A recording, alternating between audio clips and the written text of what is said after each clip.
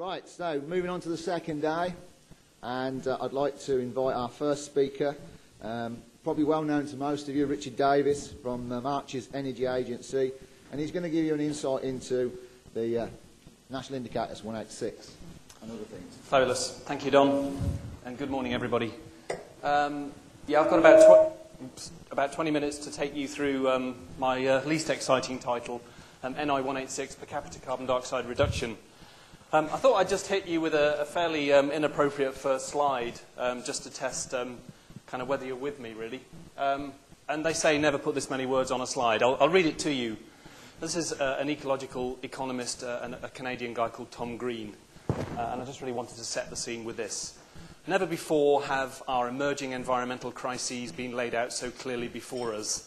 Rather than shouting from the fringes, respected economists, scientists and politicians are sounding the warnings in high-profile journals and the halls of government.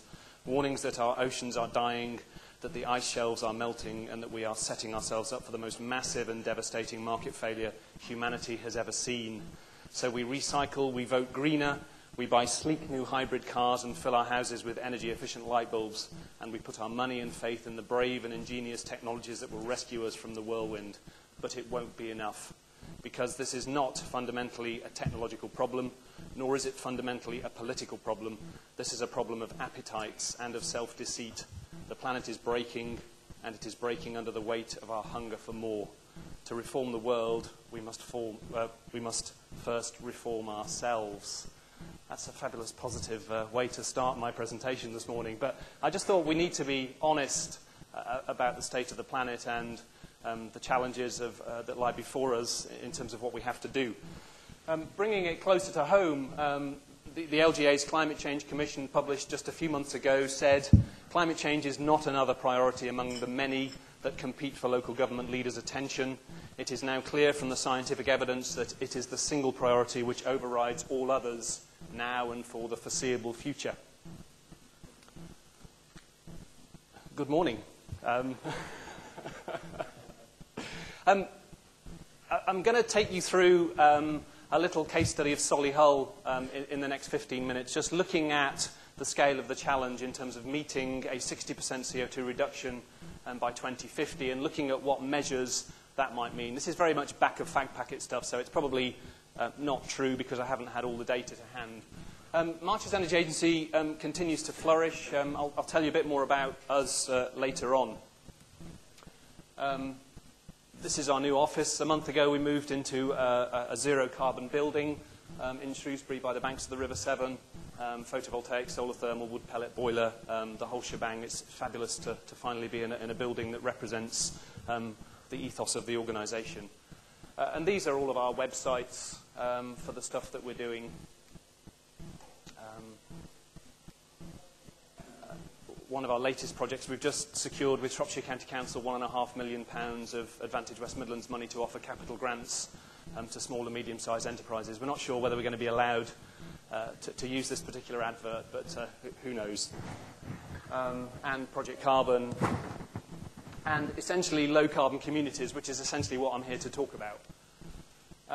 And John Constable in 1836 said, "We see nothing truly till we understand it." And what I'm hoping to do is to help you understand the challenge that lies before us. That's my favourite graph. And this is the problem.